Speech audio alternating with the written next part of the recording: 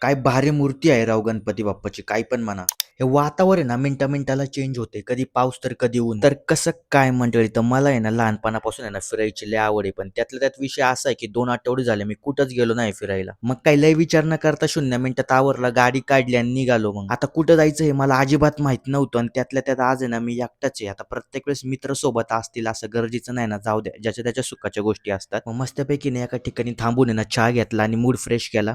आणि निघालो आपल्या लोकेशनकडे. तर हे आहे लोकेशन. जर तुम्हाला कळालं असेल तर तुम्ही ना कमेंटमध्ये नक्की सांगा. बाप्पाची मूर्ती जशी जशी जवळ येत होती ना तशी मनाला लय भारी वाटत होतं बरं का. फायनली लोकेशनला पोहोचलो आणि क्लायमेट पण आहे ना खूप छान झालं होतं बरं का. आणि आता इथं पार्किंगला बघून असं वाटतं की लोक पण भरपूर आलेली दिसतायत राव. तर या लोकेशनला आहे ना मी खूप वेळा आलोय आणि पर्सनली माझं फेवरेट लोकेशन आहे. तर आज खूप दिवसानंतर ना आलोय तर लय भारी वाटतंय. तर या लोकेशनचं नाव आहे बिर्ला टेम्पल, जे की मुंबई पुणे हायवेला लगत असलेल्या सोमाटणे फाट्यापाशी आहे. आता नेमका पाऊस सुरू झालाय आणि इथनं नजारा दिसतो ना भाई बाप्पाचा एक नंबर आहे. माझ्या मागं तुम्ही बघू शकता. थांबा तर तुम्हाला मी समोरून दाखवतो. आणि ते म्हणतात ना पावसाची सर सुरू झाली की ओढ लागते तुझ्या आगमनाची. मूर्तीची हाईट आहे ना 72 फूट असून मूर्तीचं वजन हे 1000 टन आहे. मूर्तीला बनवण्यात सुमारे 2 वर्ष लागलीत आणि 2009 साली या मूर्तीला बनवण्यात आले. आणि हो, हे लोकेशन आपल्या पुण्यापासून फक्त 30 किलोमीटर अंतरावर आहे.